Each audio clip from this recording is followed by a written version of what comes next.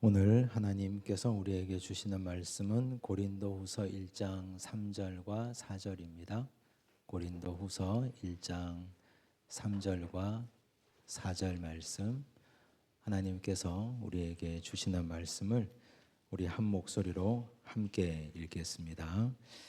찬송하리로다. 그는 우리 주 예수 그리스도의 하나님이시요 자비의 아버지시요 모든 위로의 하나님이시며 우리의 모든 환난 중에서 우리를 위로하사 우리로 하여금 하나님께 받는 위로로서 모든 환난 중에 있는 자들을 능히 위로하게 하시는 이시로다.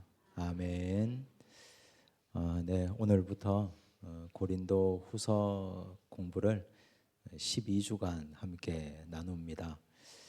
고린도 전서를 우리가 2년 전에 했습니다. 2023년 1학기에 고린도 전서 공부를 했고 이제 2년이 지나서 다시 고린도 후서를 합니다.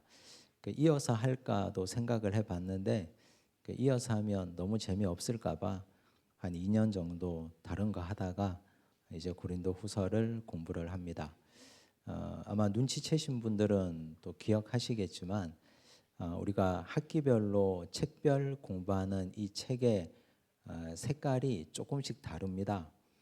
집에다가 꽂아 놓으시면 아주 알록달록한 예쁜 책들이 꽂혀 있는 걸 볼 수 있을 텐데 고린도 전서랑 후서랑은 색깔이 똑같습니다. 나중에 찾기 쉬우라고 고린도 전후서는 같은 껍데기, 같은 색깔로 만들었습니다.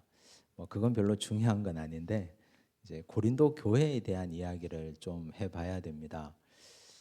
고린도 교회가 어떤 교회인가 맨날 듣는데 자주 잊어버립니다. 바울은 이 고린도 교회를 매우 사랑했습니다. 근데 이 말은 맞는 말이기도 하고 또 좀 어폐가 있는 말이기도 합니다. 왜냐하면 바울이 사랑하지 않은 교회가 없거든요. 본인이 개척한 교회를 다 사랑했지 않겠습니까? 근데 어떨 때는 빌립보 교회를 특별히 사랑했다고 하고 또 어떨 때는 에베소 교회를 너무 가고 싶어 했다고 하고 또 지금은 고린도 교회를 사랑했다고 하면 그럼 바울이 진짜 사랑한 교회가 어디냐? 이렇게 물을 수 있잖아요. 근데 자신 있게 말할 수 있는 건 숫자적으로 따져보면 바울이 고린도 교회를 제일 사랑했습니다. 왜냐하면 제일 속을 많이 썩였거든요. 그 사연이 많으면 또 그 사연이 계속 쌓이다 보면 또 사랑도 깊어지는 법입니다. 부모 자식 간에 오랫동안 싸우다 보면 나중에 얼마나 절절합니까? 부모님이 세상을 떠날 때 이 절절함을 감출 수가 없는 것처럼 이 고린도 교회와 바울의 관계는 애증의 관계입니다. 굉장히 많이 싸우고 굉장히 많이 갈등했고 또 속을 너무 많이 썩였습니다. 그래서 이 고린도 전 후서를 읽으실 때는 우리 자식을 본다 이런 마음으로 읽으시면 됩니다. 자식이 속을 썩이지만 버릴 수는 없잖아요. 내쫓을 수도 없고 근데 또 사랑스럽고 또 자주 잊어버리고 그런 존재인 것처럼 이 고린도 교회가 바울에게는 꼭 그런 교회였습니다.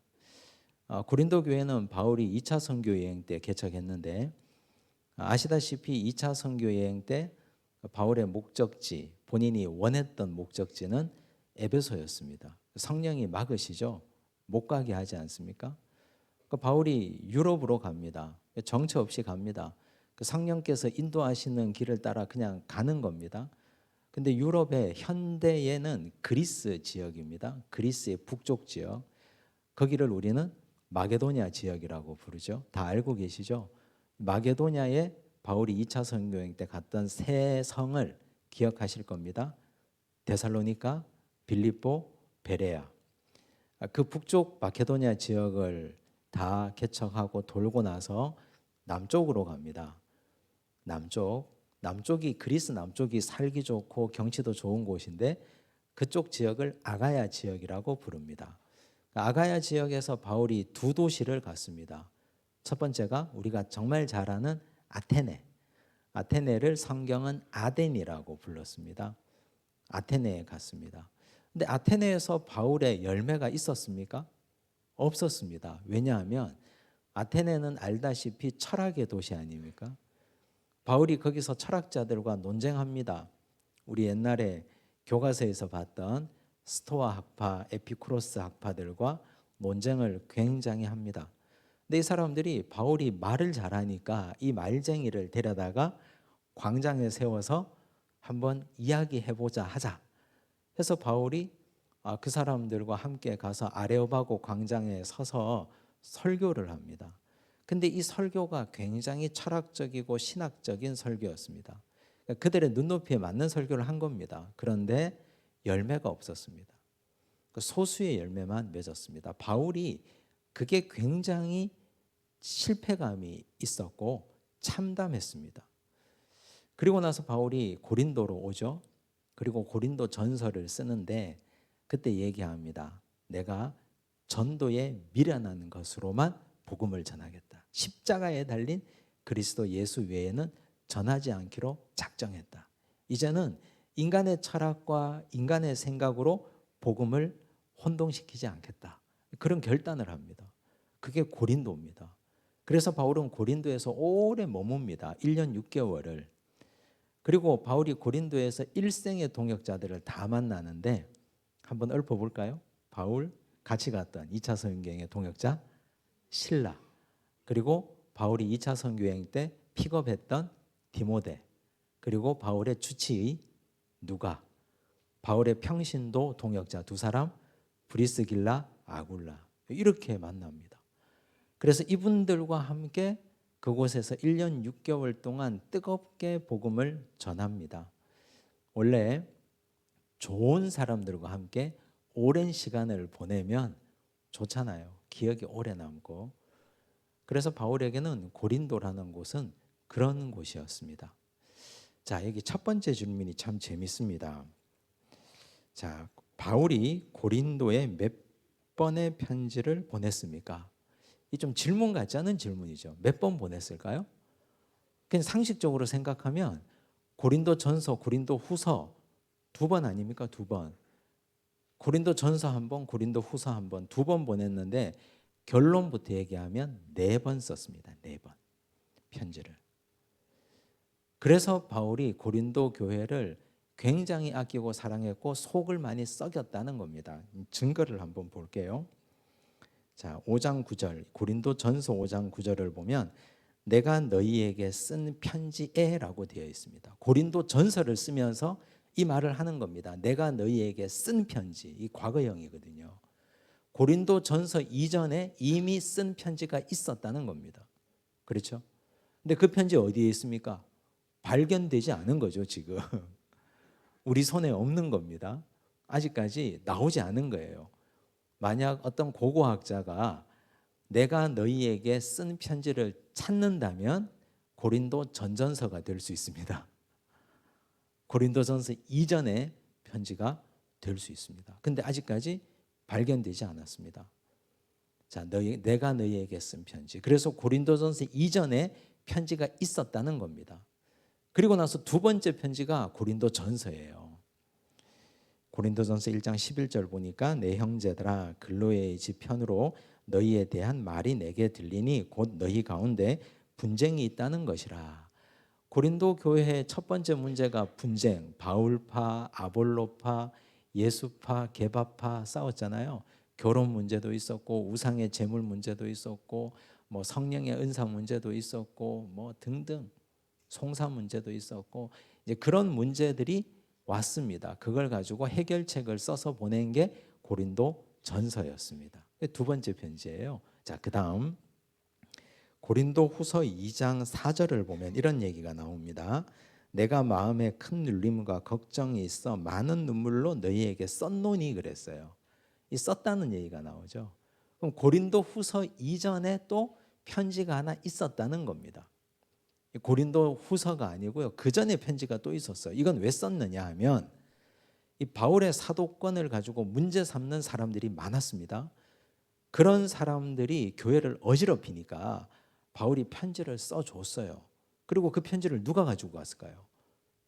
바울의 심부름 잘한 사람이 있잖아요. 디도. 디도라는 사람이 그 편지를 가지고 갔어요. 편지를 가지고 가서 해결책을 들고 와야 되거든요. 근데 오지 않으니까 바울이 이게 걱정이 된 거예요. 그런 얘기를 지금 했습니다. 고린도서 2장 13절, 내가 내 형제 디도를 만나지 못함으로 내 심령이 편하지 못하여 그랬어요. 즉 고린도 교회 문제를 해결하기 위하여 편지를 써서 디도에게 보냈는데 디도가 아직 답을 가지고 오지 않아서 심령이 편하지 못했다는 얘기입니다. 그런데 고린도서 7장 6절을 보면, 그러나 낙심한 자들을 위로하시는 하나님이 디도가 옴으로 우리를 위로하셨으니, 디도가 드디어 왔어요. 답을 가지고. 7절, 그가 온 것뿐 아니요 오직 그가 그의 너희에게서 받은 그 위로로 위로하고 너희의 사모함과 애통함과 나를 위하여 열심히 있는 것을 우리에게 보고함으로 나를 더 기쁘게 하였느니라. 해결이 됐다는 거예요. 세 번째 편지가 성공했죠, 그죠? 그리고 고린도 후서를 쓴 겁니다. 그게 감사해서, 기뻐서. 그래서 고린도 후서는 네 번째 편지예요. 자, 세 번째 편지 남아 있습니까, 없습니까? 없습니다. 편지를 4번 썼는데요. 첫 번째 편지 없고 세 번째 편지 발견되지 않았습니다. 두 번째 편지가 고린도전서고 네 번째 편지가 고린도 후서입니다. 바울이 한 교회에 편지를 4번이나 보낸 곳은 고린도 교회가 유일합니다. 그래서 가장 사랑했다고 표현하는 겁니다. 문제 해결을 위해서. 너무 많이 속을 썩여서 그 문제를 해소하기 위해서 편지를 4번이나 썼다. 그렇다면 몇 번 갔을까? 봅시다. 바울이 고린도 후서를 보내기 전 고린도를 몇 번 방문했습니까? 자, 상식적으로 바울이 2차 선교 여행 때 갔죠. 개척을 위해서 갔죠. 한 번 간 거 아닙니까? 그게 사도행전 18장에 나오거든요. 그게 지금 여기 있어요. 사도행전 18장 1절에서 4절까지가 있고, 그리고 그게 얼마나 머물렀느냐? 11절 보니까 1년 6개월을 머물며 그들 가운데서 하나님의 말씀을 가르치니라. 1년 6개월 머물렀어요. 그게 첫 번째 방문이에요. 두 번째 방문은요. 자, 언제 갔느냐? 고린도후서 2장 1절 한번 보면 이제 이런 얘기를 합니다. 내가 다시는 너희에게 근심 중에 나아가지 아니하기로 스스로 결심하였노니. 이 말을 미루어 보면 바울이 고린도 교회에 갔다는 말입니까? 안 갔다는 말입니까? 갔다는 얘기예요. 왜 갔을까요? 문제 해결을 위해서 간 거예요. 자신의 사도권을 비방하는 사람들이 교회를 어지럽히니까 이 문제를 해결하기 위해서 갔는데 해결했습니까? 못했습니까? 못하고 온 거예요. 그래서 그 문제를 해결하려고 편지를 써서 디도에게 준 거거든요. 그래서 바울이 고린도 후서를 쓰기 전에 이미 고린도 교회를 2번 방문했습니다. 그리고 이제 문제가 해결됐잖아요. 해결되고 나서 그 다음 바울이 결정한 게 이겁니다. 13장 1절, 내가 이제 3번째 너희에게 가리니. 문제 해결 다 됐으니까. 자, 그러면 정리하면 바울은 고린도 교회 편지 몇 번 썼어요? 4번. 방문은 몇 번 했습니까? 3번. 고린도 후서를 쓰기 전에 2번 방문했고 쓰고 나서 또 갑니다. 3번 방문합니다. 자, 바울이 한 교회를 3번 방문한 것은 갈라디아 지역 교회도 3번 방문했습니다. 1차, 2차, 3차 때마다 다 갔거든요. 갈라디아 지역 교회는 바울의 1차 선교 여행 때 개척했던 교회들입니다. 4교회 한번 읊어볼까요? 비시디아 안디옥, 이고니온, 루스트라, 더베. 요 갈라디아 지역 교회는 바울의 첫사랑입니다. 그래서 바울이 3번, 두 번째 2차 선교여행 갈 때도 그 길을 방문했고 또 3차 선교여행 때도 또 가요. 첫사랑이니까. 그 외에 3번 방문한 곳은 고린도 교회밖에 없습니다. 그러므로 바울은 고린도 교회를 뜨겁게 사랑했다. 4번 편지 쓰고 3번 방문한 교회. 자, 요거 기억하시면 좋겠습니다. 뭐 이제 누가 우리에게 야, 바울이 고린도 교회를 4번 편지 썼다는 증거를 찾아와 하면 우린 찾을 길이 이 교재를 들춰보는 것밖에는 방법이 없지만 기억해야 될 건 고린도 교회에 4번 편지 썼다, 3번 방문했다. 이것만 기억하시면 되겠습니다. 자, 그렇다면 고린도는 어떤 도시인가? 자, 여기 적어 놓는데요. 8페이지 보시면 이런 말이 있습니다. 코린티아조마이라는 말이 있습니다. 코린티아조마이. 뭐 이 말을 외우라는 뜻은 아니고 헬라어로 고린도화하다라는 뜻입니다. 고린도화되다, 고린도화하다. 이 말의 의미는 성적으로 타락하다라는 뜻입니다. 헬라어 사전에 정식으로 올라와 있는 단어입니다. 즉 고린도라는 도시가 어땠다는 뜻입니까? 성적으로 굉장히 타락하고 굉장히 문란했다는 뜻입니다. 그래서 이런 단어가 있을 만큼 고린도는 굉장히 성적으로 문란했던 도시다. 그 이유가 이제 뒤에 나오는데요. 원래 이 고린도라는 도시는 기원전 146년입니다. 예수님 오시기 한참 전이죠. 기원전 146년에 로마의 문미우스라는 장군에 의해서 멸망당했습니다. 로마가 여기를 정복해버린 거예요. 고린도를 황폐화했습니다. 그런데 율리우스 시저 아시죠? 율리우스 시저 황제가 기원전 44년입니다. 이때 재건했습니다. 그래서 남쪽 지역 아가야 지방의 중심 도시로 발전시킵니다. 왜 그랬을까? 이유가 있어요. 이 도시를 재건한 이유가 율리우스 시저가 굉장히 똑똑한 황제잖아요. 로마를 발전시킨 위대한 황제 중에 하나인데 이분이 이 도시를 재건한 이유는 이 도시가 항구를 2개나 갖고 있기 때문에 그렇습니다. 제가 밑에 적어뒀는데요. 오른쪽으로는 갱그레아 들어보셨습니까? 바울이 서원이 있어서 머리를 깎은 항구예요. 갱그레아라는 항구를 가지고 있고요. 또 왼쪽으로는 레기온이라는 항구를 가지고 있습니다. 한 도시에 큰 항구가 2개나 있습니다. 그래서 여기를 개발한 겁니다. 자, 갱그레아에서 배를 띄우면 오른쪽이니까 어디로? 동쪽으로 가겠죠. 동쪽으로 가면 터키를 만납니다. 아시아로 갈 수 있어요. 고린도에서는 오른쪽으로 배를 띄워서 갱그레아에서 배를 타면 터키, 에베소 이 지역으로 금방 갑니다. 바다 지나가면 왼쪽에서 배를 띄우면 아드리아해를 지나갑니다. 아드리아해를 지나서 위로 가면 지중해를 만납니다. 그럼 어느 나라를 만날까요? 로마를 만나죠. 그렇죠? 그러면 고린도라는 도시를 정복하고 거기를 개발했다는 것은 여기를 아가야 지역의 거점 도시로 삼아서 아시아와도 무역을 하고 유럽과도 연결하겠다. 그러면 로마에서 배 타고 오면 어디로 오는 거예요? 레기온으로 오는 거예요.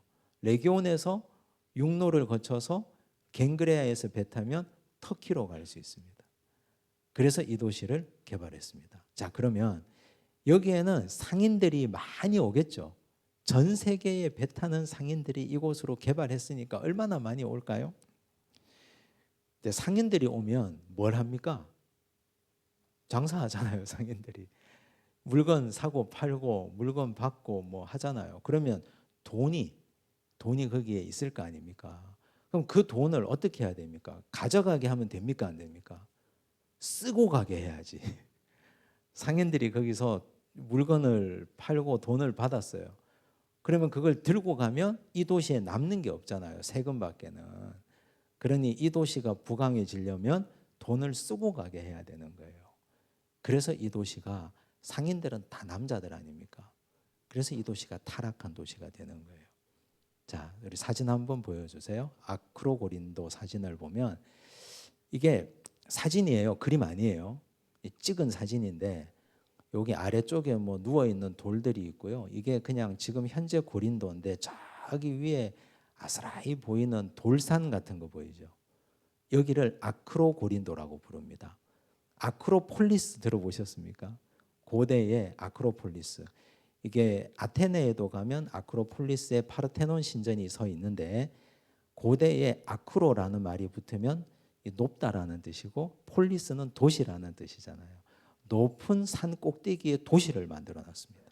이게 고린도입니다. 지금 고린도 고대에 시저가 율리우스 시저가 여기를 개발하고 나서 아크로 고린도 저 산 꼭대기에다가 신전을 지었습니다. 아프로디테 신전을.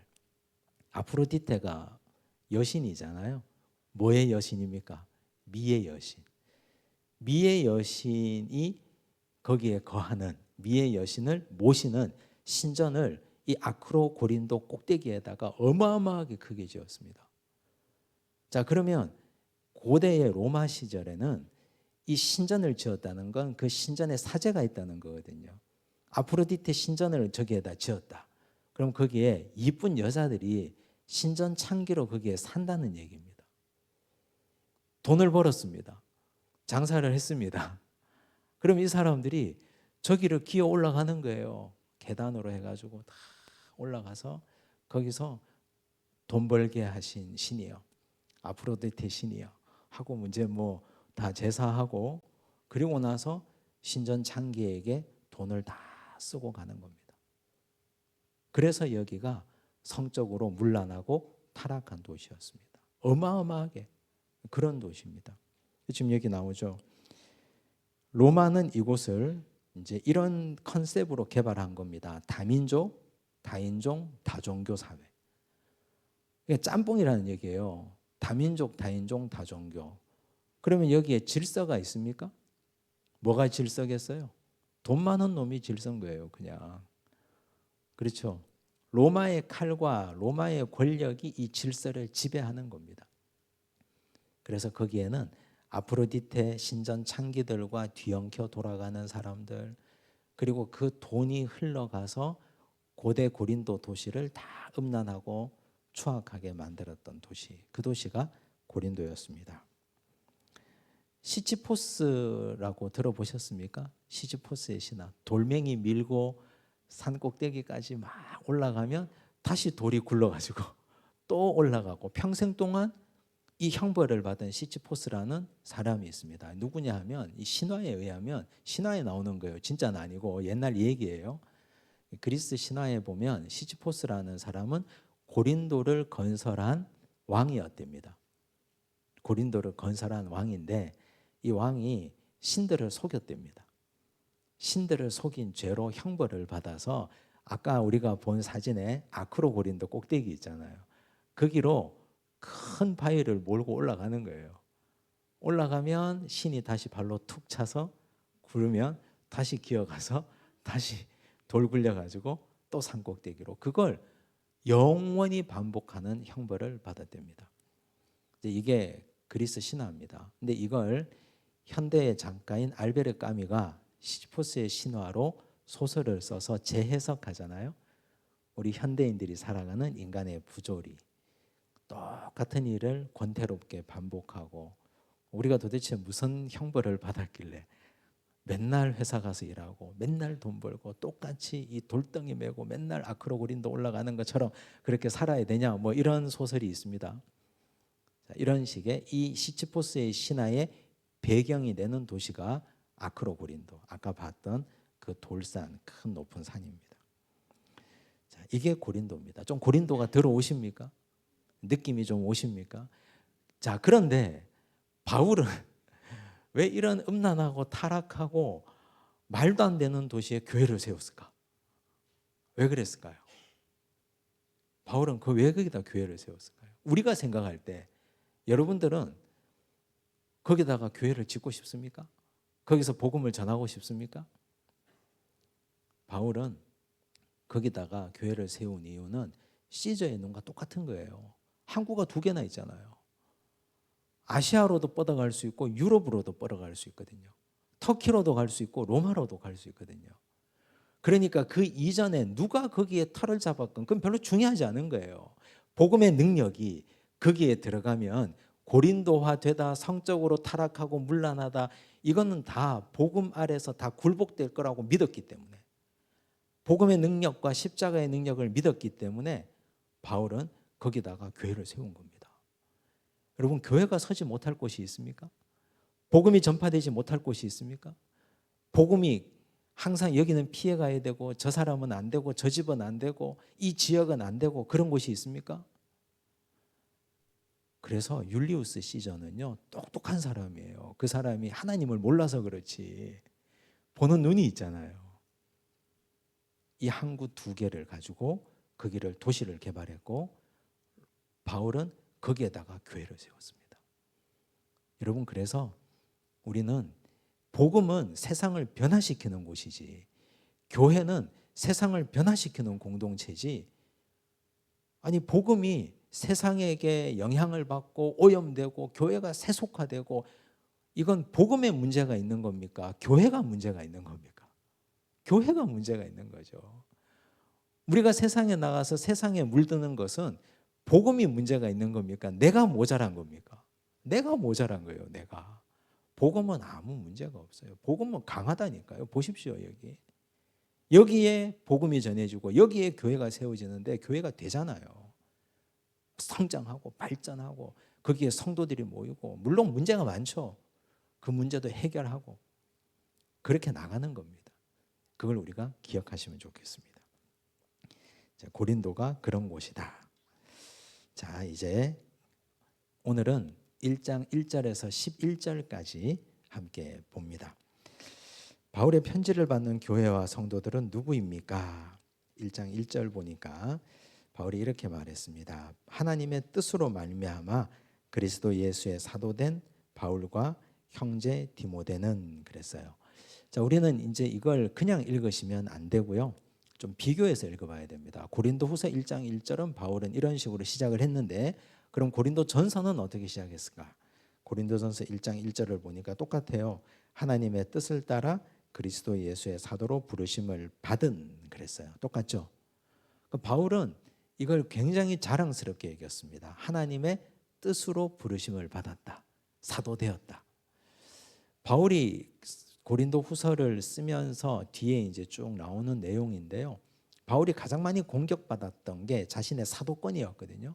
바울이 일평생에 자신의 아킬레스건이었고 유대인들의 공격의 무기였습니다. 그게 왜냐하면 그 당시 사도라는 것은, 통용되는 개념은 예수님과 함께 3년이라는 시간을 보낸 사람, 그걸 사도라고 했거든요.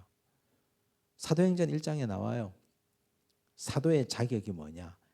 예수님이 요한의 세례로부터 우리 가운데서 하늘로 올라가실 때까지 우리 가운데 출입하던 자, 그게 사도예요. 그러면 예수님이 세례 요한에게 세례받던 그날부터 예수님이 승천하실 때까지 함께 공동체를 이루고 살았던 사람들이 사도의 자격이 있는 거 아닙니까?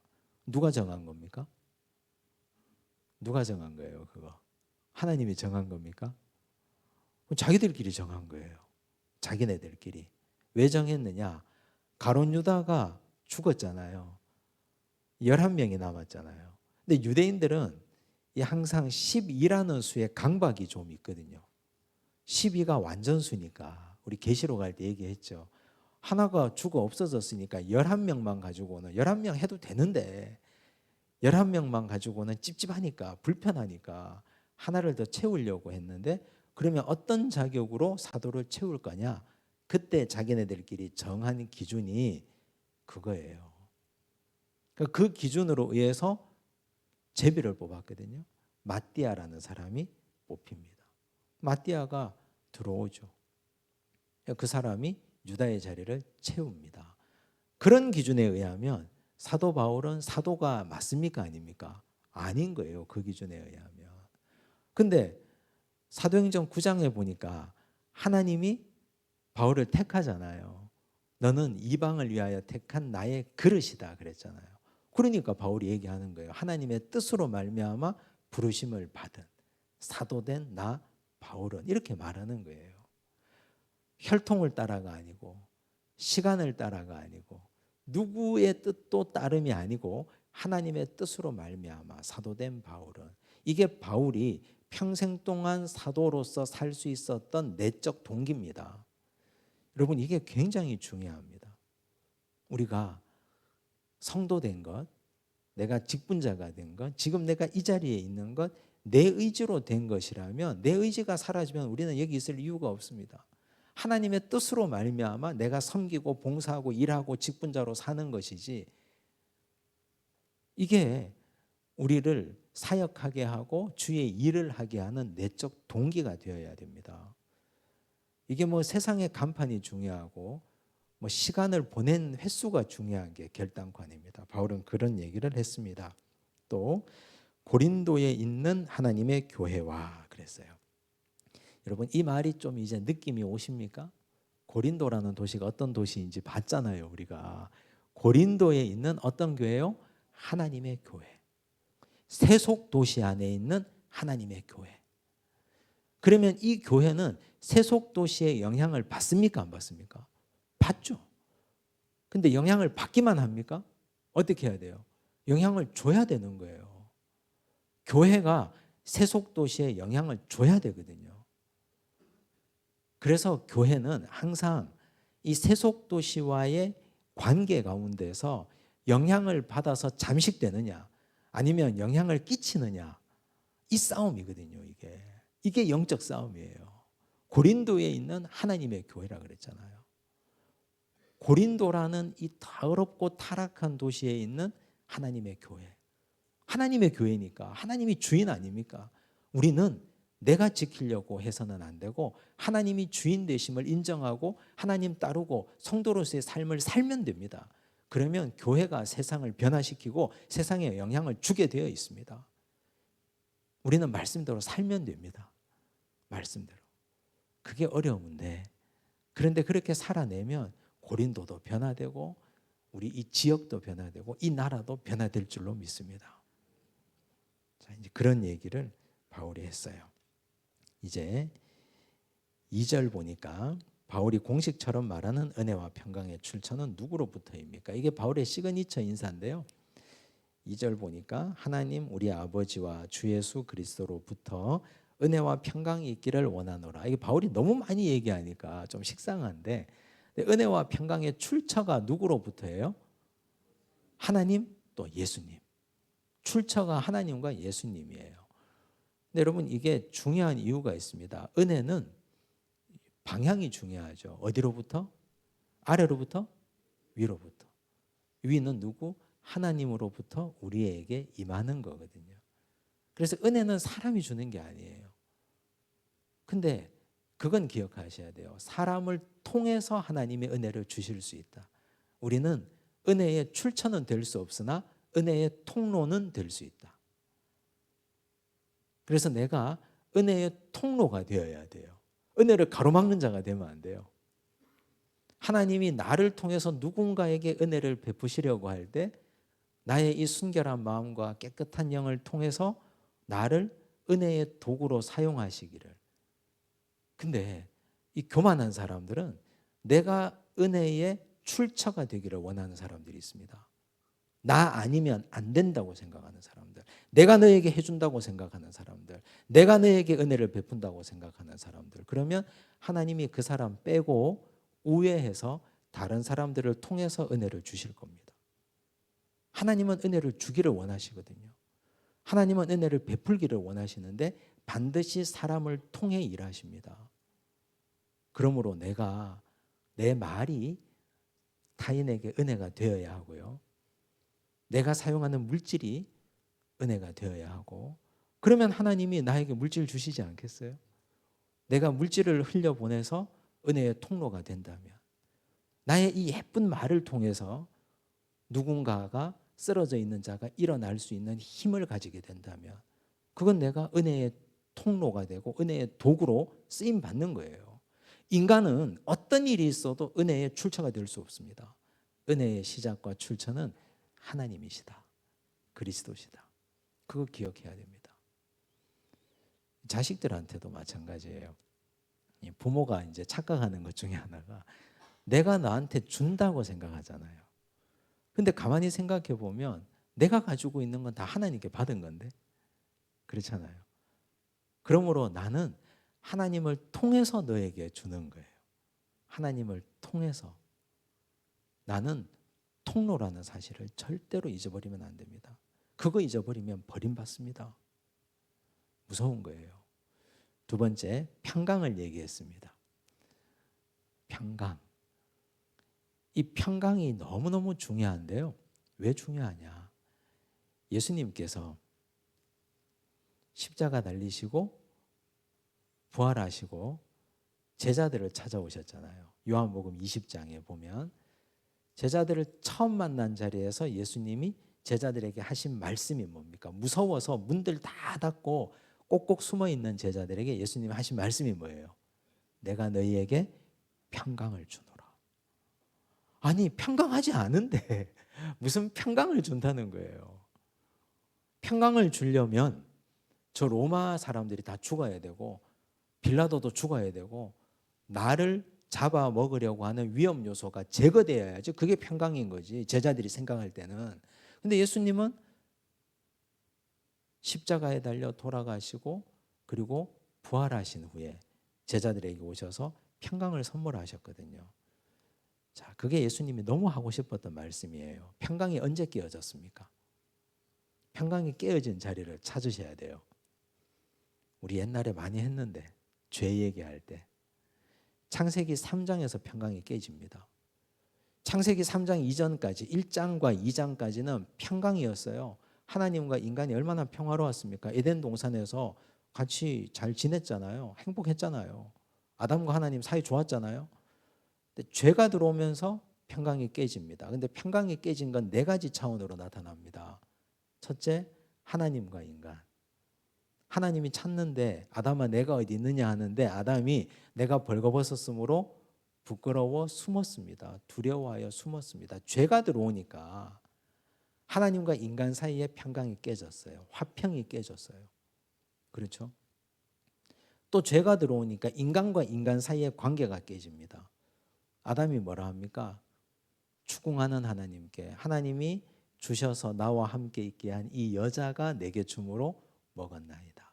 이는 내 뼈 중에 뼈 살 중에 살이라고 할 때는 언제고 이제 와서 죄가 들어오니까 인간과 인간 사이에 평강이 깨지죠. 또 내가 수치심이 찾아온 거예요. 벌거벗은 게 보이는 거죠. 그러니까 내가 나를 용납하지 못합니다. 죄가 들어오니까 나와 나 사이에 인격의 분열이 옵니다. 네 번째, 땅은 가시덤불과 엉겅퀴를 냅니다. 죄가 들어오니까 인간과 자연 사이에 평강이 깨집니다. 이런 상태로요, 요한복음 20장까지 왔다니까요. 예수님 오시기 전까지. 유대인들은 평강을 뭐라고 부릅니까? 샬롬이라고 부르죠. 샬롬은 그냥 반갑다는 인사가 아니에요. 예수님이 십자가에서 돌아가셔서 피 흘려 죽으시고 3일 만에 부활하셔서 평강을 이루어내셨다는 뜻입니다. 회복했다는 뜻입니다. 즉 예수님의 십자가 보혈은 하나님과 인간 사이를 다시 회복했고 인간과 인간 사이를 다시 회복했으며 내가 나를 용서할 수 있게끔 했으며 또 인간과 자연 사이도 회복합니다. 그게 평강이에요. 근데 그 평강이 누구로부터 오는 겁니까? 인간이 줄 수 있습니까? 이 놀랍고 위대한 평강을? 그 평강의 출처도 하나님으로부터, 하나님이 이 땅에 보내신 예수 그리스도로부터 평강이 오는 거예요. 그래서 이 평강은 우리는 생각할 때 그러죠. 나 가난해요. 좀 돈만 있으면 평강할 것 같아요. 나에게 샬롬이 올 것 같아요. 근데 돈 또 떨어지면 또다시 평강하지 않은데요. 나 좀 몸만 좀 안 아프면 평화로울 것 같아요. 근데 안 아프고 갑자기 세상 떠나면 제일 좋은데 자꾸 아프잖아요. 삐거덕 하잖아요. 몸도 아프고 계속 그렇잖아요. 그러니 어떤 요소가 결여된 것이 채워져서 평강한 게 아닙니다. 절대. 우리의 평강은 죄와 죽음의 근본 원인이 해소돼야 평강한 거예요. 그래서 은혜와 평강은 누구로부터? 하나님으로부터, 예수 그리스도로부터. 우리가 그래서 내가 너에게 평화를 주는 거야. 이건 전부 다 새빨간 거짓말이에요. 핵무기가 우리에게 평화를 줄 수 있습니까? 안 됩니다. 나라의 지도자가 우리에게 평강을 줄 수 있습니까? 절대 안 됩니다. 평강은 하나님이 예수 그리스도를 통해서만 우리에게 줄 수 있는 겁니다. 그거 우리가 기억해야 됩니다.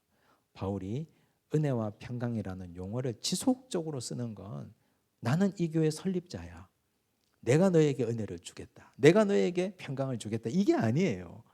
나는 하나님의 은혜와 평강의 통로야.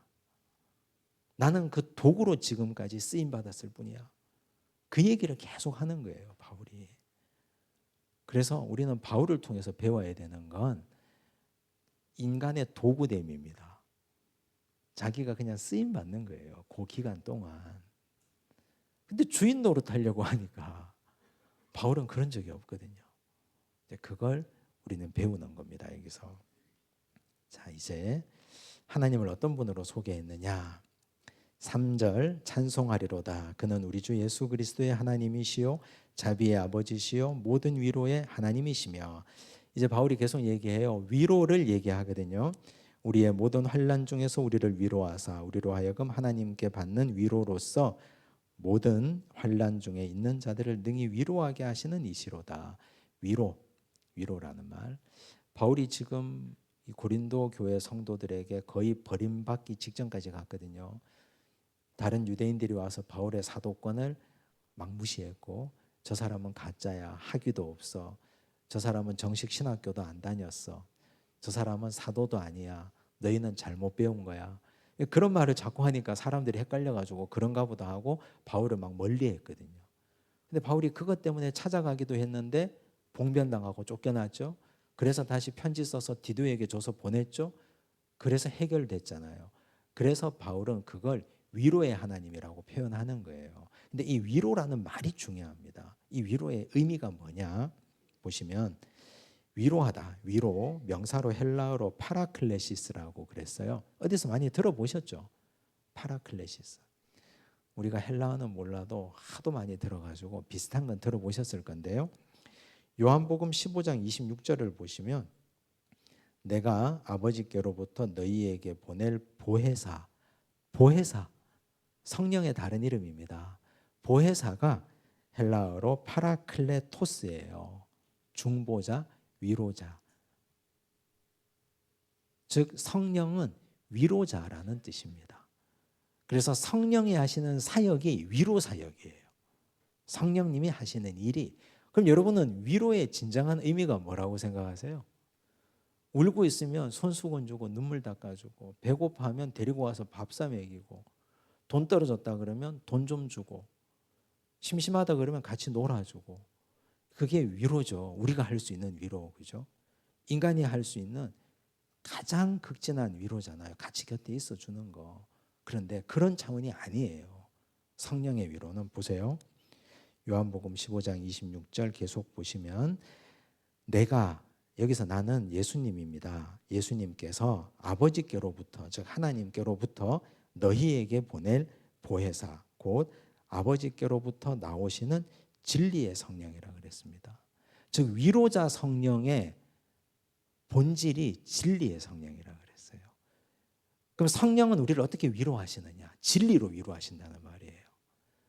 여러분, 진리가 뭡니까? 제가 늘 말씀드리잖아요. 진리는 100년 전이나 오늘이나 1000년 후나 똑같은 게 진리예요. 100년 전에 이랬다가 오늘 이게 좀 바뀌었다가 내일 또 다르게 바뀌면 그건 진리가 아닙니다. 절대. 물은 100도씨에서 끓는다. 진리입니까? 아닙니까? 아닙니다. 절대. 왜냐하면 해발 600m 고지에서 물 끓여 보세요. 100도씨보다 낮은 점에서 끓습니다. 기압이 낮아서. 진리 아니에요. 그냥 과학적 사실인 거지. 진리는 1.1핵도 변함없는 것이 진리입니다. 옛날이나 지금이나 미래나 장래나 예수님 오시는 그날까지 영원토록 변함없는 게 진리예요. 인간사에 그런 진리 있습니까? 사랑이 진리입니까? 변하잖아요. 사랑은 움직이는 거라며요. 변하고 움직이고 퇴색하고 타락하고, 사랑했다가 미워 죽겠고 뭐 그런 거잖아요. 근데 사랑도 진리가 아니에요. 그죠? 그럼 진리가 뭡니까? 풀은 마르고 꽃은 시드나 하나님의 말씀은 세세 무궁토록 있도다. 영원한 하나님의 말씀이 진리 아닙니까? 그렇잖아요. 그러면 위로하시는 성령의 사역, 성령은 어떤 식으로 우리를 위로하시느냐? 변함없는 진리의 말씀으로 우리를 위로하시는 거예요. 성령께서는. 그게 위로예요. 때로는 성령께서 이렇게 위로합니다. 내가 쓰러져 있으면 날카로운 말씀으로 우리를 찔러서 우리를 위로합니다. 일어서라고 책망합니다. 우리는 그렇게 생각하죠. 야, 지금 상태가 저런데 쟤를 책망하면 안 되지. 근데 성령께서는요, 널브러져 있는 사람을 막 책망하기도 합니다. 일어나라고, 자빠져 있지 말라고. 그렇게 해서 그 사람을 이렇게 세우는 거예요. 그게 위로예요. 위로의 궁극적 목적이 뭡니까? 사람답게 사는 거 아닙니까? 다시 그리스도 앞에 세우는 것 아닙니까? 하나님 앞에 살게끔 하는 것이잖아요. 쓰러지 있지 않게 하는 것. 그래서 성령께서는 다양한 말씀으로 우리를 위로합니다. 때로는 불꽃 같은 말씀으로, 때로는 따뜻한 어머니의 목소리 같은 말씀으로, 때로는 좀 괜찮다고 여기 울고 좀 있어도 괜찮다고 그렇게도 위로하시고 다양한 형태로 위로하시는 거예요. 그래서 위로는 말씀이 위로라는 사실, 그게 성령의 하시는 사역이라는 사실, 그거 기억하셔야 돼요. 그러면 다시 바울로 돌아가서, 바울이 고린도 교회 성도들 때문에 고통받았다 그랬잖아요. 내적인 고통, 자신의 사도권 때문에 힘들었다 그랬잖아요. 근데 바울이 위로하시는 하나님으로 찬송한다 그랬어요. 찬송하리로다. 그는 위로의 하나님이시다. 그러면 바울이 이 기간을 어떻게 버텼다는 말입니까? 말씀으로 버텼다는 얘기예요. 하나님의 말씀을 읽고 묵상하고 버텨냈다는 거예요. 여러분, 우리가 어둠의 길고 긴 터널을 보낼 때 우리를 견디게 하는 힘은 말씀밖에 없습니다. 그거밖에 없어요. 사람 아무리 찾아다녀봐도 사람은 그 같이 있을 딱 1시간, 그 사람이 나랑 1년 있어줍니까? 10년 있어줍니까? 바쁘다고 갈 텐데 또 밥하러 가야 되는데 집에. 근데 하나님의 말씀이 바울을 위로한 거예요. 그를 일으켜 세우고 견디게 하고 버티게 한 겁니다. 그러므로 우리는 내가 정말 어둠의 긴 터널을 보낼 때 사람 찾지 마세요. 말씀 읽고 말씀으로 위로받고, 동시에 진짜 어려운 인생을 사는 자에게는 말씀이 위로가 되기를 기도해 주셔야 돼요. 말씀의 자리로 그를 이끌어내는 게 진짜 위로입니다. 그래야 힘을 받고 위로받습니다. 그게 진리거든요. 진리의 성령께서 하시는 사역이거든요.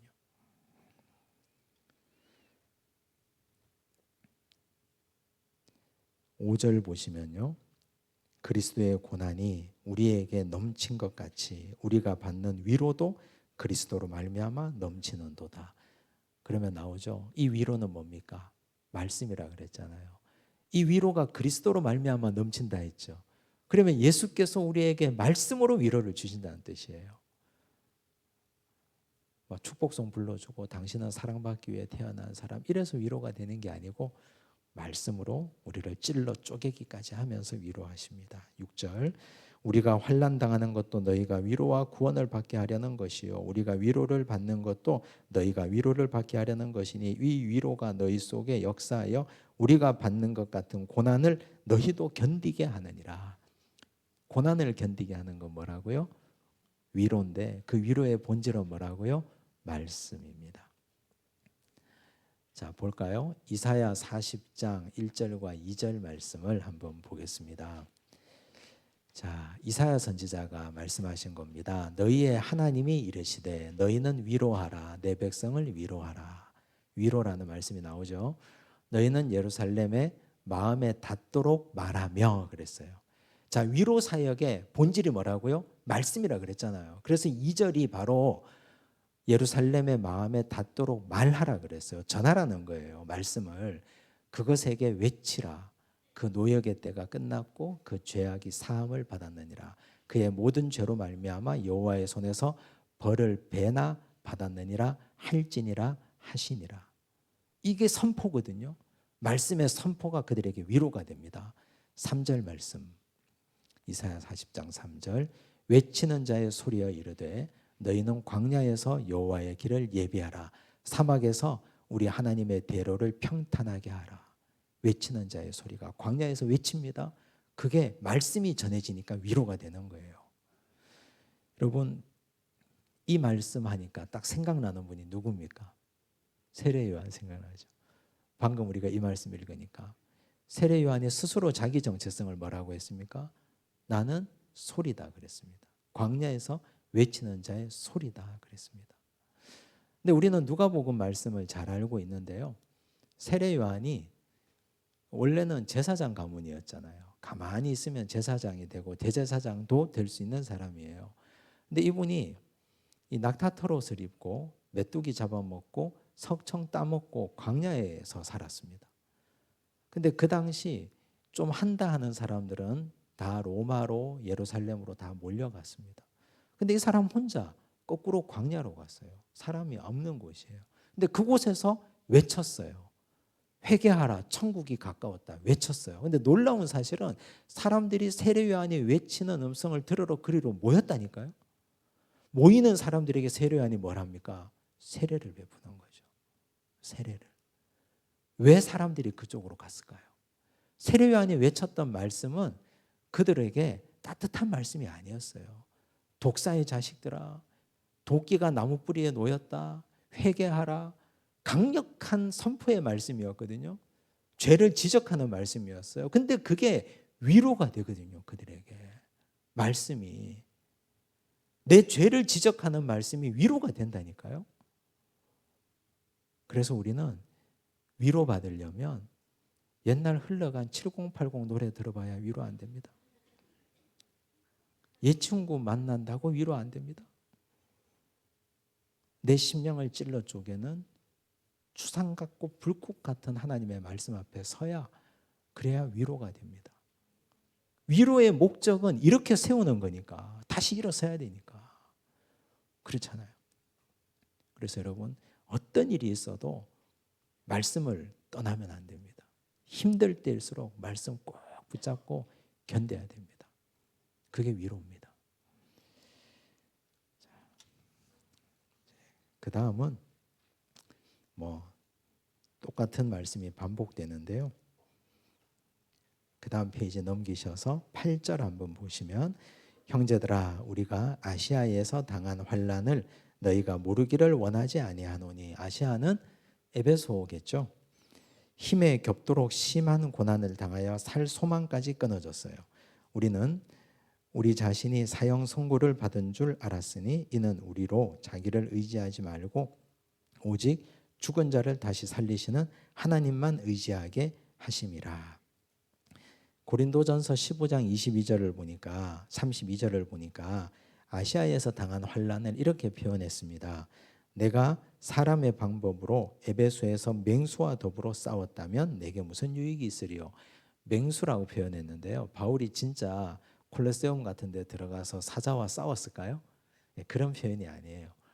이 맹수는 자기를 물어뜯는 사람들, 유대인들, 자신의 사도성을 가지고 자꾸 문제 제기하는 사람들, 그런 사람들을 얘기하는 거예요. 그래서 바울은 아시아에서 당한 환난, 심한 고난, 이게 자기 정체성에 대한 공격, 그래서 교회를 어지럽히려고 하는 유대인들, 그런 사람들을 얘기하는 겁니다. 그때 바울이 붙잡았던 게 뭐라고요? 말씀. 그 말씀이 그에게 위로가 되었다. 그래서 그가 견디고 버틸 수 있었다. 그런 얘기입니다. 자, 10절 보세요. 11페이지 끝에, 그가 이같이 큰 사망에서, 그는 하나님 혹은 예수님 혹은 성령님, 삼위일체 하나님이십니다. 그분이 이같이 큰 사망에서, 즉 내가 죽을 것 같은 사망의 고통에서 우리를 건지셨고 또 건지실 것이며 이후에도 건지시기를 그에게 바라노라 그랬어요. 이미 나는 건진 받았어요. 말씀으로 위로받고 힘을 얻었어요. 근데 앞으로 이런 일이 또 닥칠 겁니다. 그죠? 그럼 어떻게 해야 됩니까? 나는 또 말씀을 붙잡고 위로받을 것이다. 그러면 그 말씀이 나를 건질 것이다. 또 건져주시기를 바란다. 과거에 함께 하셨던 하나님이 현재도 함께 하시고 미래도 함께 하실 것이다. 그런 기대를 여기에 포함하고 있습니다. 그 다음 11절 보시면 부탁을 합니다. 이제 성도들에게 너희도 우리를 위하여 간구함으로 도우라. 여러분, 성도가 지도자, 즉 목회자, 바울 같은 목회자를 도울 수 있는 건 가장 강력한 도움은 기도입니다. 간구함으로 우리를 도우라 그랬잖아요. 간구 헬라어로 데시스, 청원 부르짖음이라 그랬어요. 기도해서 나를 좀 도와달라 부탁하고 있습니다. 이는 우리가 많은 사람의 기도로 얻은 은사로, 은사는 선물입니다. 많은 사람이 기도해서 얻은 선물로 말미암아 많은 사람이 우리를 위하여 감사하게 하려 함이라. 많은 사람이 감사하는 이유가 뭡니까? 그 기도가 이루어져서 응답되니까요. 사람들이 바울을 위해서 기도해 줬어요. 힘내시라고, 힘내요. 말씀 붙잡고 이겨냈어요. 그래서 그걸 본 사람들이 감사하는 거죠. 아, 우리 기도가 응답됐구나. 그래서 이 성도들은 목회자를 위해서 기도해 주셔야 되고 그게 가장 큰 선물입니다. 그리고 또 우리도 성도들끼리도 서로 기도해 줘야 되고 그게 가장 큰 위로입니다. 말씀 앞에 세워주시는 것이 또 큰 위로입니다. 오늘 이 말씀 잘 기억하시고 또 한번 살펴보시고 다음 시간에 오시면 좋겠습니다. 기도하겠습니다. 하나님 아버지 감사합니다. 고린도 후서 공부를 시작합니다. 세속도시인 고린도에 하나님께서 기뻐하시는 교회가 세워졌습니다. 타락하고 문란한 도시에 교회가 세워져서 그 교회에 거대한 영향력을 줍니다. 주여 우리 교회가 이곳에 세워진 이후에 68년을 지내옵니다. 우리 교회가 지역사회를 어떻게 변화시켰는지 우리는 이곳에 어떤 영향력을 주고 있는지 다시 한번 돌아보고 살펴보고 회개합니다. 교회가 세속화되지 않도록 도우시고 우리 모든 성도들이 오히려 세상을 변화시키는 능력 있는 성도들이 되게 하여 주시옵소서. 주여 우리는 은혜와 평강을 하나님으로부터 덧입습니다.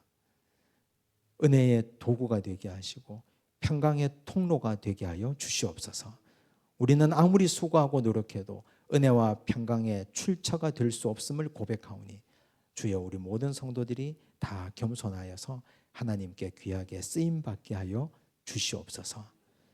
주여 위로는 하나님의 말씀이라고 하셨으니 주의 말씀으로 우리를 위로하여 주시고 우리의 심령을 찔러 쪼개는 강력한 말씀으로 드러누워 있는 우리 각자를 다시 일으켜 세워 주시옵소서.